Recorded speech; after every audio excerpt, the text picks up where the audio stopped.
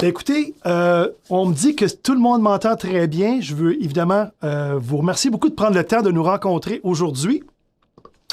Et donc, on va passer là, un petit 15-20 minutes ensemble pour vous donner un petit peu une vue d'ensemble de qu'est-ce qu'on fait à l'AIA, qui sommes-nous, puis vous donner peut-être des perspectives là, d'avenir pour vos prochaines carrières, votre carrière future dans le domaine du marché secondaire de l'automobile.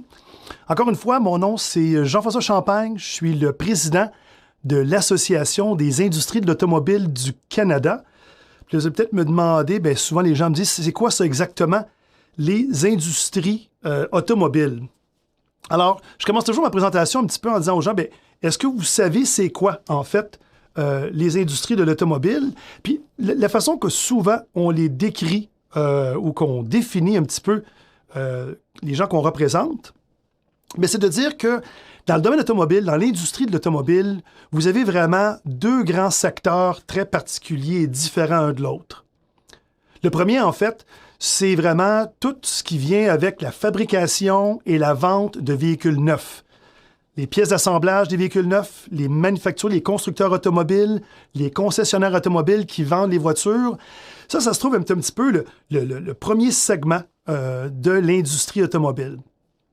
Mais le deuxième segment, la deuxième partie, c'est tout ce qui vient après qu'un véhicule a été fabriqué, a été vendu. Et c'est ça le marché secondaire de l'automobile.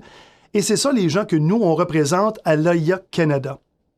Écoutez, c'est drôle parce que souvent, on comprend comprend pas très bien c'est quoi le marché secondaire, mais c'est une industrie importante, c'est une industrie intéressante, c'est une industrie stimulante qui continue de grandir énormément. Écoutez, pourquoi on doit parler du marché secondaire de l'automobile? Ben, c'est simplement parce que il y a 6 millions de véhicules sur les routes au Québec.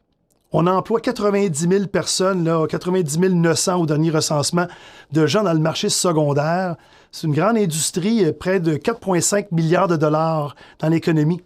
Puis vous savez, on garde nos voitures longtemps. L'âge moyen d'un véhicule au Québec, aujourd'hui, ben, c'est entre 9 et 10 ans.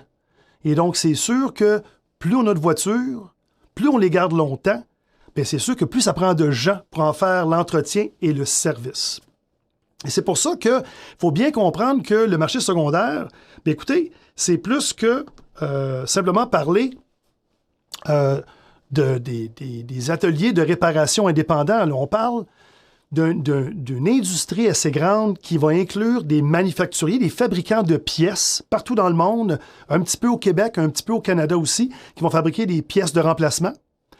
Vous allez avoir aussi tous les réseaux de distribution qui vont prendre ces pièces-là et s'assurer de les distribuer à travers le monde de façon régionale jusqu'à vos magasins de pièces locaux, succursales. On va vous montrer des logos de bien des intervenants dans le secteur. C'est encore un réseau très sophistiqué qui permet effectivement d'envoyer des pièces de réparation dans les ateliers de réparation en un temps record. Pensez-y, vous allez avoir l'occasion peut-être de réparer un véhicule de toute marque, de toute année, et votre magasin de pièces local est capable de vous fournir une pièce de remplacement pour à peu près n'importe quel véhicule en un temps record. Ça, c'est parce que c'est une industrie très mature, très sophistiquée, très intégrée, et qui permet de servir l'ensemble des consommateurs. Alors oui, effectivement, il y a beaucoup d'emplois dans le marché secondaire. Puis je le sais, on l'a entendu, on a parlé entre autres avec les enseignants, c'est peut-être pas toujours nécessairement facile de se trouver un emploi dans le marché secondaire. Pas toujours facile. Notre premier emploi, c'est toujours un petit peu, comment je vais vous dire ça, c'est quasiment apprendre à travailler plus que d'apprendre à réparer. Hein, c'est plus un exercice de démontrer votre engagement envers votre employeur, d'apprendre à bien travailler, de bien participer dans le milieu de travail. Puis c'est peut-être ça, parfois, un petit peu, les difficultés que vous allez rencontrer dans votre premier emploi. C'est pas toujours d'être capable de réparer le véhicule, c'est d'en faire l'entretien, c'est d'être bien capable de travailler dans l'environnement. Puis ça, c'est important. Si vous allez retenir quelque chose d'important aujourd'hui pour votre futur dans l'industrie, c'est d'être engagé, d'être motivé, d'être présent lors de ces premiers points de contact-là que vous allez avoir avec vos employeurs du futur. C'est ça qui va vraiment déterminer votre futur, votre succès dans l'industrie. Puis je pense que c'est vrai un peu, en fait, pour tout le type d'emploi que vous pouvez rencontrer dans l'industrie. Donc, je veux quand même tout de suite qu'on parle aussi d'un autre sujet important parce que j'entends des gens qui me disent « Ouais, mais Jean-François, est-ce qu'on a des salaires compétitifs dans l'industrie du marché secondaire? On va être capable de me trouver un emploi qui est intéressant. » Puis, je le sais, je l'ai entendu dire encore une fois, vous êtes sur des sites, vous êtes capable de voir un peu les taux horaires, entre autres, qui sont rendus disponibles à travers les comités paritaires, les décrets automobiles, et ainsi de suite. Mais je veux porter votre attention un petit peu là, sur le tableau présentement pour vous faire comprendre que l'information que vous avez, vous dites, ouais, ben, le taux horaire est à 19, 20 $ de l'heure.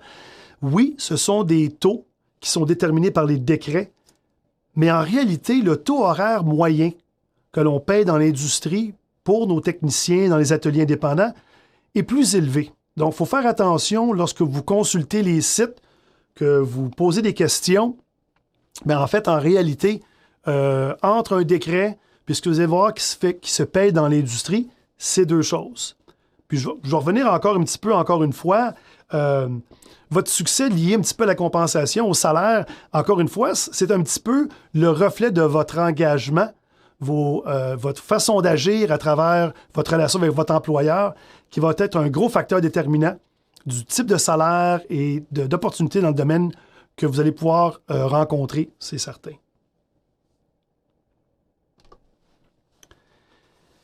Je veux que vous compreniez bien, encore une fois, on parle de travailler dans un atelier, on parle du marché secondaire, puis je vais vous montrer des logos parce que ce sont des logos que vous connaissez ou que vous allez reconnaître. Puis c'est peut-être pas nécessairement toujours les logos auxquels on pense nécessairement quand on cherche un emploi. Et pourtant, vous allez avoir des manufacturiers de pièces, entre autres, je pense à une entreprise comme Spectra Premium, qui est très présente au Québec, qui fabrique des pièces de remplacement. Superflo, après le Superflo, il y a des compagnies qui font des lubrifiants également au Québec. Vous avez toutes les réseaux de distribution. Je vous en montre quelques-uns ici là, avec leurs logos, qui sont également très actifs au Québec. D'ailleurs, quand vous regardez ces logos-là, ils sont là, c'est ça. Quand vous regardez ces logos-là ici, plusieurs ont leurs sièges sociaux canadiens ici au Québec. Alors, c'est des grandes entreprises québécoises qui font partie de l'industrie. Il y a plein de réseaux, évidemment, également au niveau des ateliers mécaniques au Québec. Et là, encore une fois, je pense que c'est des logos que vous allez bien reconnaître, avec lesquels là, vous êtes plus en contact. Mais il y a également aussi, non seulement tous les ateliers mécaniques, tous les réseaux d'ateliers mécaniques, mais il y a aussi de la carrosserie également. Il ne faut pas l'oublier non plus. Des grands réseaux aussi qui font partie également du marché secondaire au Québec. Alors, c'est là qu'il faut comprendre que vous allez avoir une industrie avec plein d'opportunités, plein de différentes entreprises, petites et grandes, pour vous donner des opportunités d'emploi. Écoutez, si on y pense bien, je reviens encore une fois souvent à la conversation, bien, quelles sont mes opportunités de futur? Mais ce n'est pas juste de devenir nécessairement un technicien qui va aller travailler dans un atelier mécanique. Si vous êtes un petit peu entrepreneur, si vous êtes le genre d'individu qui aime ça peut-être un petit peu, être un peu plus indépendant, qui aimerait ça avoir son entreprise, puis il y a beaucoup d'opportunités pour vous d'avoir effectivement un garage, d'être en fait propriétaire de votre garage d'atelier mécanique. Vous pourriez aussi le faire du côté de la carrosserie. Beaucoup d'opportunités de gens qui sont en affaires avec un atelier de carrosserie également et qui sont capables, en fait, de ne pas juste nécessairement travailler avec les outils, mais également travailler avec le client et de se bâtir leur propre entreprise. Mais il y a aussi, en plus, tout le futur des futurs véhicules qu'on voit s'en venir. Là. Puis je ne parle pas juste de véhicules électriques, mais on parle en plus de véhicules de plus en plus autonomes. On a des ordinateurs sur roues maintenant et de plus en plus, ça va prendre des gens spécialisés avec des nouveaux outils qui vont être capables de faire de plus en plus de reprogrammation, de diagnostic avancé des véhicules. Puis on pense même d'inventer des nouvelles façons de faire qui n'existent pas encore aujourd'hui.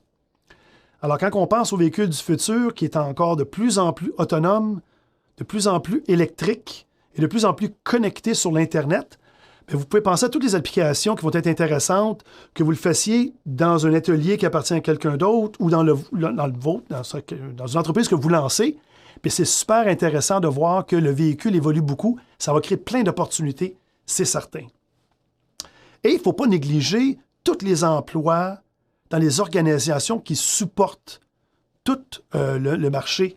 Parce qu'encore une fois, on va revenir à nos grands distributeurs de pièces, à tous les réseaux de distribution.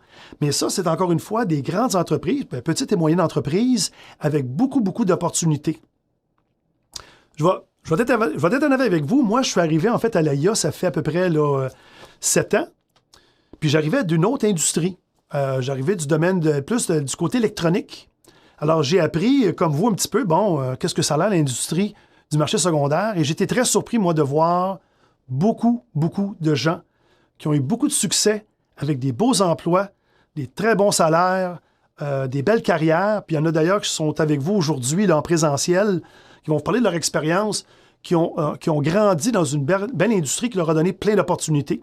Puis encore une fois, c'est pas toujours nécessairement dans un atelier à travailler comme technicien, mais c'est peut-être parfois d'être un aviseur technique, travailler dans les réseaux de distribution, de supporter l'industrie.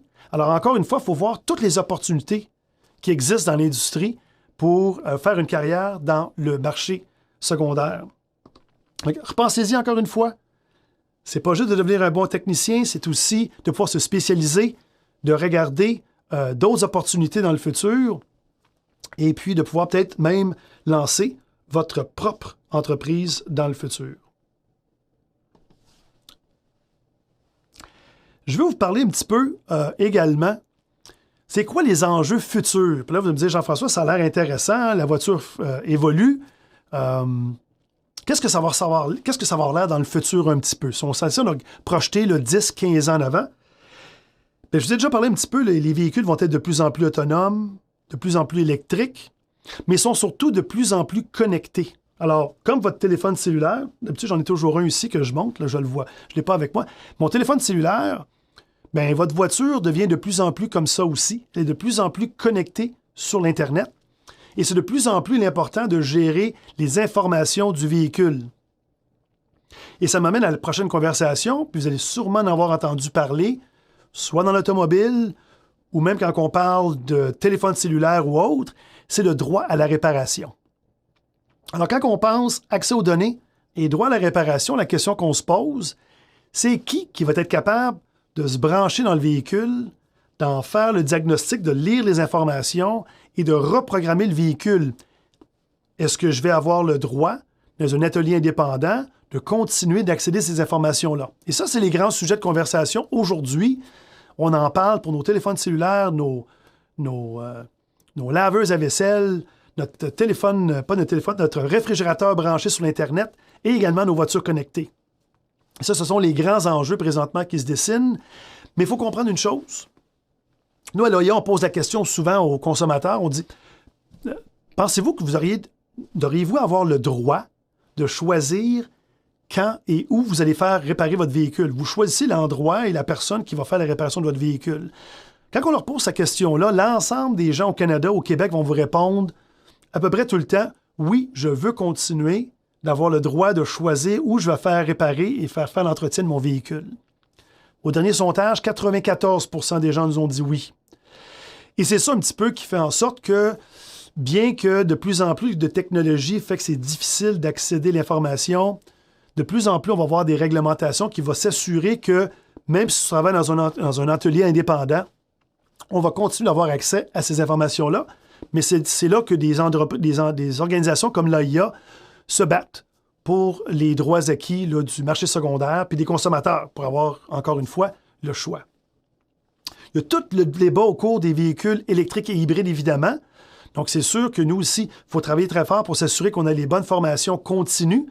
Parce qu'il faut comprendre une chose, avec les véhicules d'aujourd'hui et de demain, ce qu'on apprend aujourd'hui à l'école, c'est comment apprendre dans le futur. Parce que c'est certain que les véhicules que vous allez réparer dans 10 ans, on a de la misère à même les imaginer aujourd'hui. Ça va être des nouvelles technologies, encore de la formation continue, des nouveaux outils. C'est certain qu'on va avoir de plus en plus. Et en plus, tous les systèmes de sécurité. On a les systèmes d'aide à la conduite, ou ce qu'on appelle les fameux ADAS.